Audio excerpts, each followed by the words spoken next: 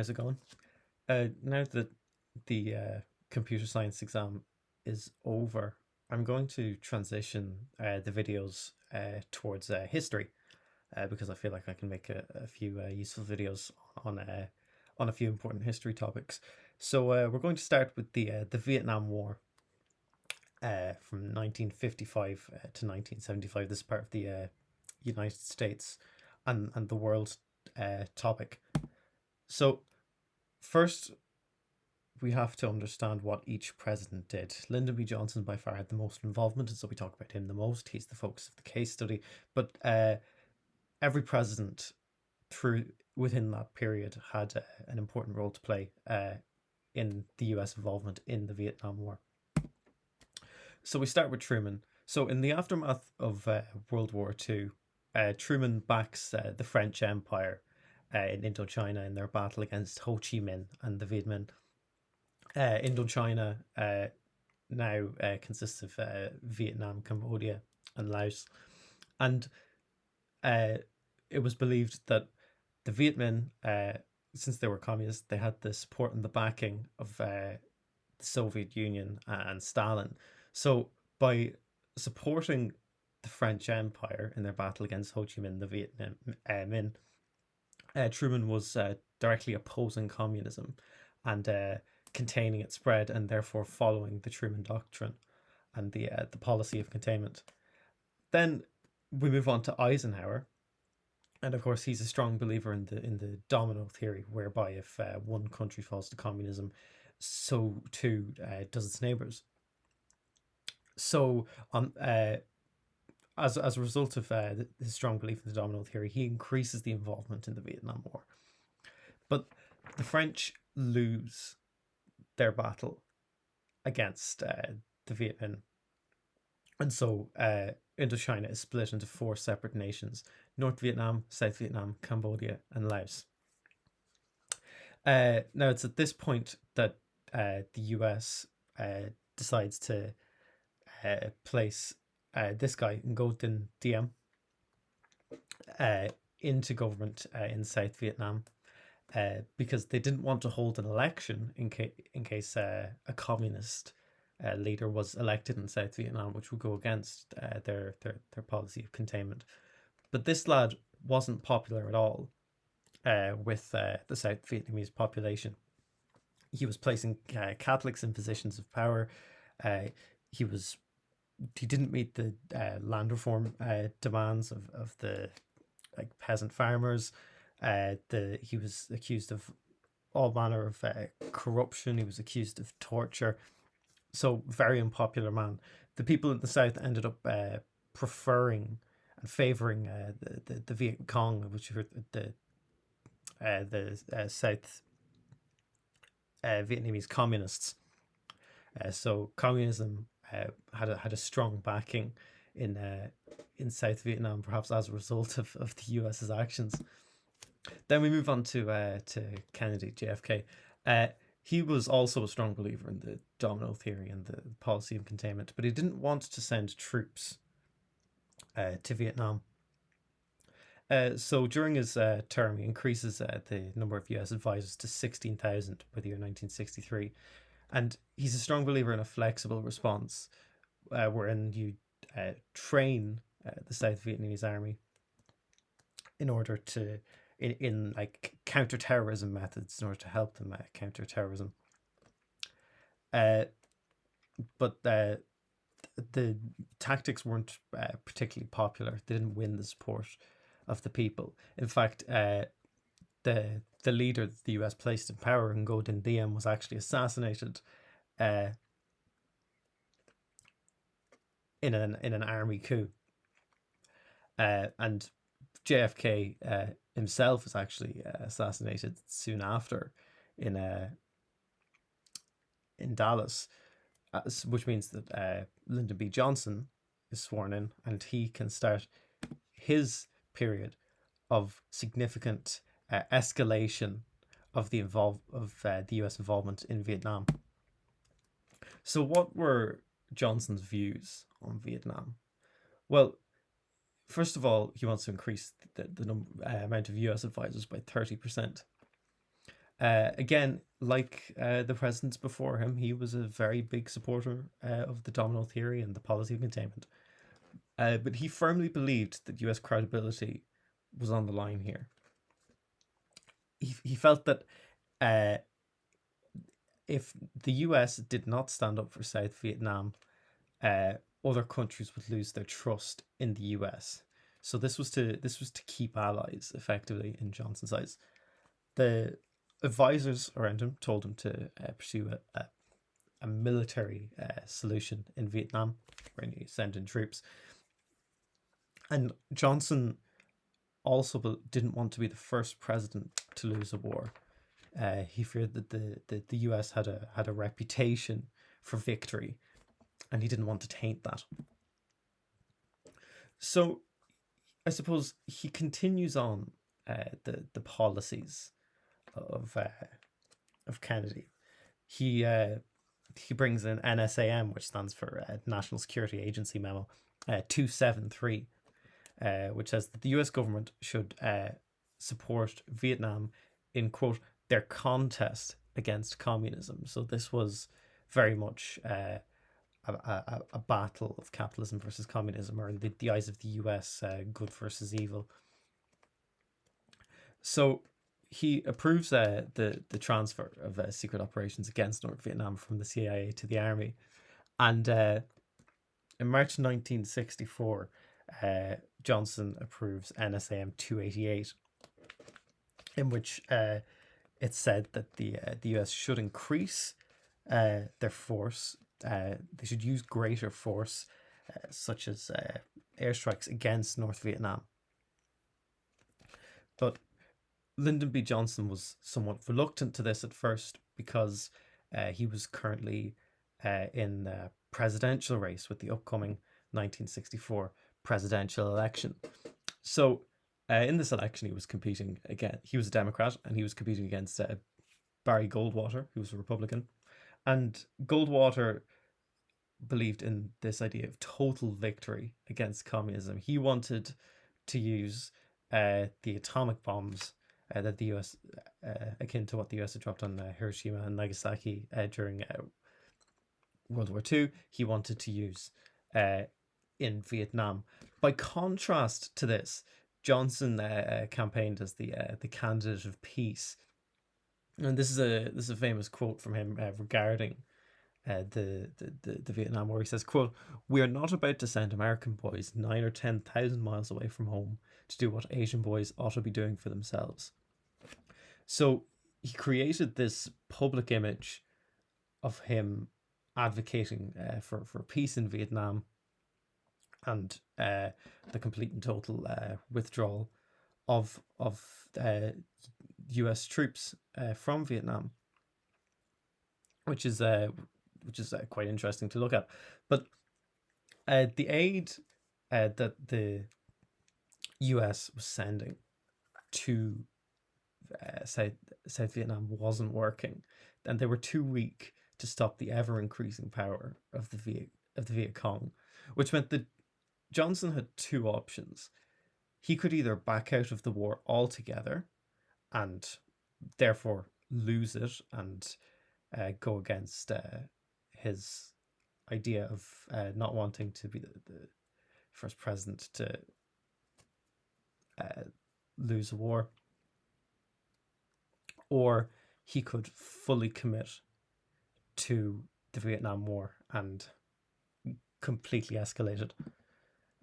So he ends up choosing the latter. So here's how that plays out. In August of 1964, a U.S. warship, the USS Maddox, is in the Gulf of Tonkin, and it's fired on by some North Vietnamese ships. And a couple days later, the USS Maddox and another ship, the Turner Joy, claim that they've been fired on again. Now, it's argued by some that these ships were patrolling in the Gulf of Tonkin in order to provoke the North Vietnamese to get a response from them, but as a means of ultimately giving Johnson an excuse to escalate the war. So this means that Congress passes the Tonkin Resolution after Johnson gives an extremely exaggerated account of what occurred in the Gulf of Tonkin. But this is very important for him and his involvement in Vietnam, because this gives him near unlimited war powers. He could send troops into the south, and he could launch attacks on the north. So this means that he has complete and total power to do whatever he wants in Vietnam, which is huge. These are war powers that could actually be quite dangerous. So it's from this that he begins his extreme escalation of the Vietnam War. So to start, commences Operation Rolling Thunder, which is a series of air assaults on North Vietnam to stop them from assisting the Viet Cong. He brings in a $1 billion aid package for South Vietnam. Then in March of 1965, the first of the Marines land in Da Nang. Then by the end of 1965, there's over 180,000 soldiers in Vietnam. By the end of 1966, there's over 350,000 soldiers in Vietnam. By the end of 1967, there's over 500,000 soldiers in South Vietnam. And then by the end of the following year, 1968, the wars ended up costing the US $30 billion a year. That's huge costs for the US. And all the while, Johnson is rejecting peace negotiation offers from the North Vietnamese. They had 4 points of their. They had their 4 points for their negotiations, while the US had their 14 points.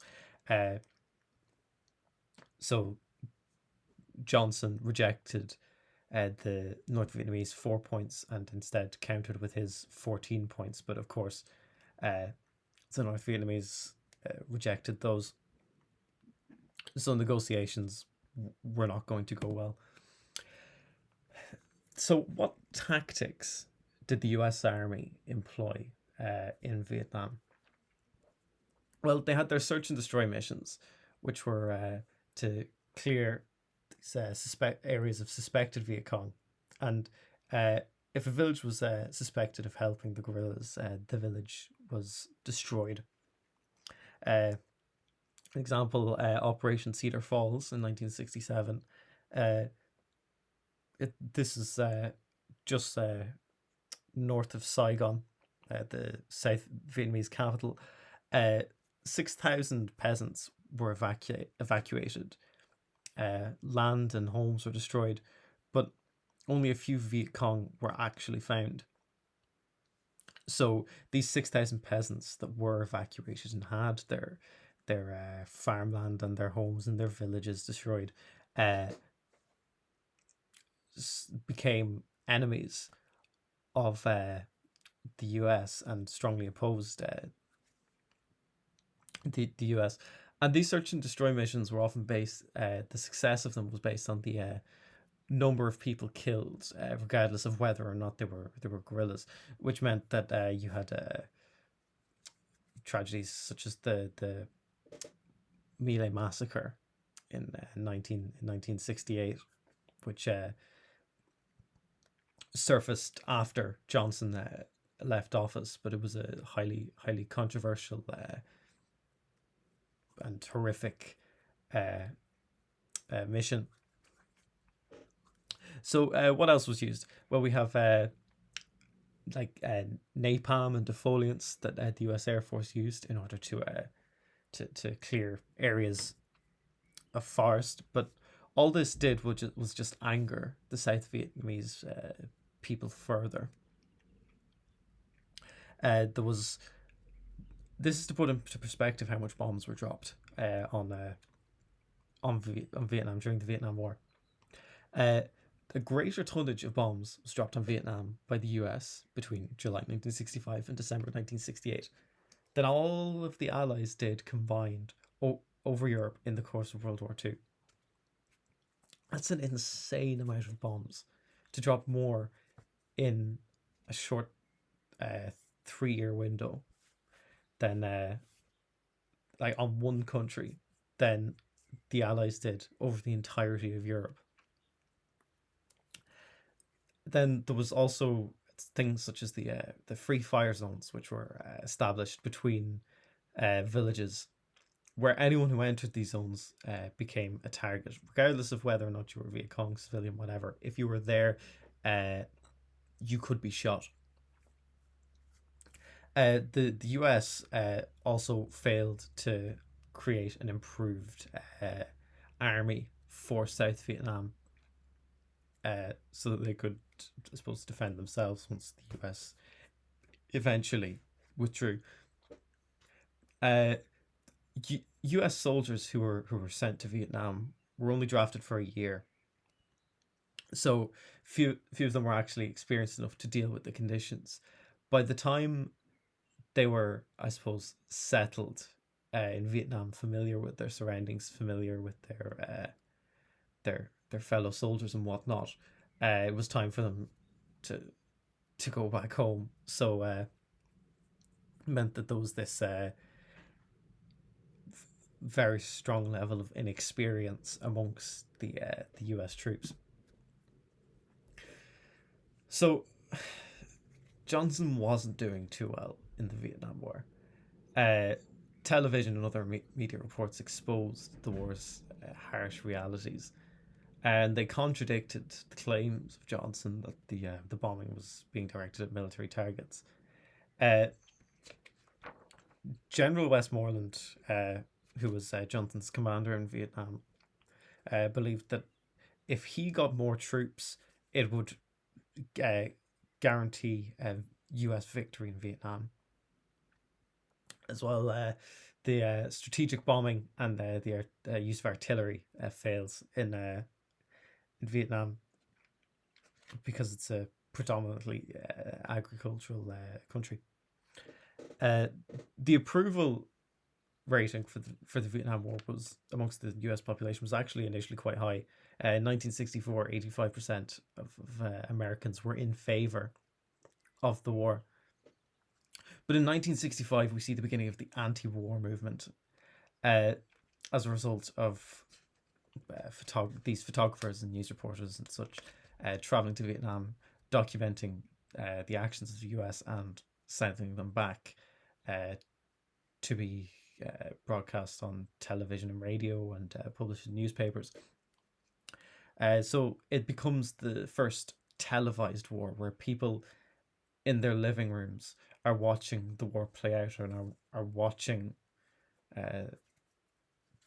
the actions of the US on their own TV screens. And this begins within the US, the anti-war movement and demonstrations and such.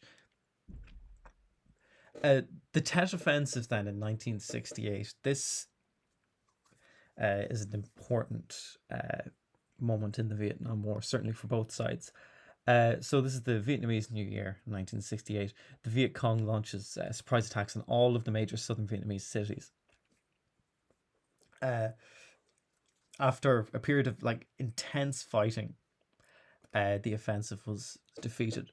But as a result, 60,000 communists were killed, 4,000 US troops were killed, 2,000 ARVN, which were the South Vietnamese army, were killed, and 15,000 civilians were also killed as a result of the Tet Offensive. So what were the consequences of this? Well, it showed that to the world that Johnson's policies in Vietnam were failing. He wasn't doing well at all. The US, the commanders of the US Army had to search for another 200,000 soldiers. They needed as many resources and troops as they possibly could in order to win this war. Otherwise, they weren't going to do it. There's further increased US opposition to the war. For example, in the New Hampshire Democratic primary in 1968, Eugene McCarthy got a massive increase in his vote. He nearly defeats Johnson, doesn't defeat Johnson, but nearly defeats Johnson, which shows that people are starting to favour others over him. There becomes an increasing credibility gap. People begin to doubt the reports of the US government. They don't believe what the US government is telling them about the war. The anti-war movement further increases and then spreads to the general public, such as the Chicago riots in outside the Democratic Convention to select a presidential candidate in 1968. And we also have Walter Cronkite. Now, this guy was a CBS news anchor, so he would have been a fixture, a staple of American television screens, certainly while they were watching the war play out on news programs. But on air, live on air, he denounces, or I suppose more so questions, the US involvement in the war. I'll read out what he says. He says, quote, "It seems now more certain than ever that the bloody experience of Vietnam is to end in a stalemate." So the people of the US are hearing from someone that they trust. They place a lot of trust in this man, Walter Cronkite. When they hear him beginning to doubt the US in Vietnam, disapproval sort of then begins to skyrocket. Even Johnson's own advisors are beginning to doubt the supposed success of the US in Vietnam. So as such, Johnson temporarily puts a halt to the aerial bombing of North Vietnam. And more importantly, he withdraws from the 1968 presidential race. He doesn't want to run for president in 1968. In May of 1968, they begin preliminary peace talks in Paris, but these don't go to plan at all. These fail. And later on, Johnson actually puts a complete stop to the aerial bombings of North Vietnam. And by the time he leaves office in 1969, a peace agreement has not been made. So now the US begins its withdrawal from Vietnam under President Nixon. So why did he want to leave Vietnam? Well, there were a few key reasons. There was a massive death toll of US soldiers in Vietnam. The costs of the war were becoming incredibly high. The anti-war movement was ever growing in popularity. It spread across the country. It was ridiculously popular. There was significant opposition to the war. And since the majority were against the war, Nixon needed to appeal to this majority in order to have a chance at re-election in 1972. As well as this, Congress didn't want to put any more funding into the war. They were done. And Nixon also had goals of improving relations with China and the Soviet Union. And by remaining at war with North Vietnam, a communist nation, this would put up a barrier and prevent this. So by withdrawing from Vietnam, he would be able to begin, I suppose, improving his relations with China and the Soviets.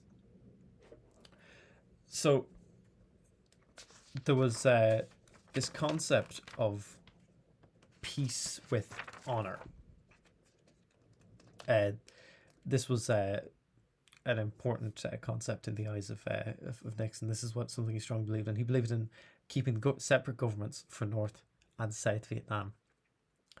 And he begins this policy of Vietnamization, as it's known. So the gradual withdrawal of the US troops from Vietnam, while also strengthening the South Vietnamese army in order to take a greater part in the war. And so there's 550,000 US soldiers based in Vietnam at this point. By 1971, half of those are withdrawn. And by September 1972, only 40,000 of those are left. He also establishes the Nixon Doctrine, where aid is sent to other countries under internal attack, but the US doesn't send in soldiers. So this was a policy that Nixon wanted the US to use going forward. And aerial bombing was actually increased in North Vietnam in an attempt to bring the peace talks to conclusion by putting further pressure on North Vietnam. But Nixon does something interesting and somewhat out of left field.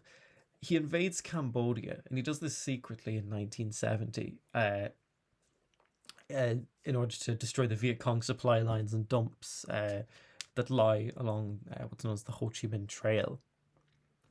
But the secret isn't kept forever. Word gets out about it, and this naturally increases the popularity of the anti-war movement even further. So anti-war protests increase, resulting in 4 fatalities in demonstrations at Kent State University in Ohio. And the credibility gap that we mentioned earlier further increases. People lose even more trust in the government and what the government is telling them about the war. Congress, there was a rebellion in the Congress, and they would decide to put a stop to the aid in Cambodia, and they repealed the Tonkin Resolution. So Congress has had enough, and they do this, but they also passed the War Powers Act of 1973, which limits how many troops the president can deploy.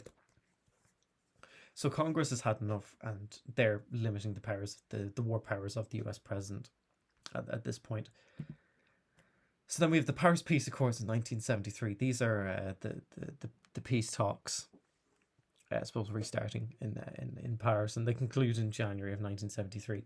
And within these talks, and the agreement is came to that the US would withdraw from South Vietnam. All the prisoners of war would be released, and additional talks would be held regarding North Vietnam and South Vietnam and its future. So the US withdraws in 1975, but it continues to send aid to South Vietnam. But in 1975, after the US withdrawal, there's what's known to the US as the fall of Saigon. So North Vietnam captures this South Vietnamese capital of Saigon, and as such, Vietnam becomes a single communist state, and thus the US have to achieve their aims, and they've effectively lost the Vietnam War. So the impacts on the US of the Vietnam War. This is a long list. 58,000 troops were killed and 150,000 were wounded. And many of these veterans, as they were known, suffered from post-traumatic stress disorder, and they were portrayed in crazy in media, in films such as like Taxi Driver. There was a lack of information on soldiers who were missing in action, and there was politicians engaged in negotiations on their whereabouts, but these negotiations weren't very successful at all. Some prisoners of war were returned home, but most of them remained. Most of those who were missing in action remained missing forever. The military-industrial complex was boosted, but taxes weren't increased to fund this, which meant that there was more money floating about in the economy, and this led to an increased period of inflation. And since unemployment was rising, this also led to stagflation in the economy.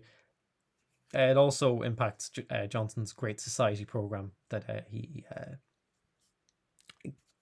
campaigned on to improve the US society. The Vietnam War, of course, affects the results of the presidential elections. Johnson wins as the candidate of peace, but increases US involvement later. And then Nixon wins his election due to the promises that he's made to actually end the Vietnam War. The Vietnam War showed a failure of the policy of containment. The US could not successfully apply the policy of containment to Vietnam. Laos, Cambodia, and Vietnam all ended up becoming communist. But this, the domino effect that was believed in by the presidents involved in the war didn't actually spread beyond these countries. So the spread of communism was limited to these countries. As well, as a result of the Vietnam War, there was a rise in anti-Americanism around the world. The US had sort of used propaganda during the Cold War to portray themselves as the good guys against the battle against, the bad guy communists, evil communists. But the US actions in Vietnam undermined this image that they had created for themselves on the world stage, which had a negative impact on their reputation around the world. Of course, trust in the US government was reduced significantly. The lies that they had made about the US progress and their activity created this a great deal of disrespect amongst the population towards politicians and the government. Society became further divided through movements such as the anti-war movement. So we're the age of consensus is long behind us. Congress had reduced the power that the president held after Nixon's invasion of Cambodia. And spying operations by the CIA further impacted the level of trust that people held in the government. So the CIA were keeping files on Americans and opening confidential letters and stuff. So this further reduced the trust that people had in their own government. So that's the Vietnam War, 1955 to 1975. Thank you very much for watching. In the next video, we're going to cover the moon landing. This is another important event for the US in the Cold War, particularly regarding the space race that they had sort of entered with the Soviet Union. So we'll be covering that in the next video. So again, I'd just like to thank you very much for watching, and good luck with the leaving.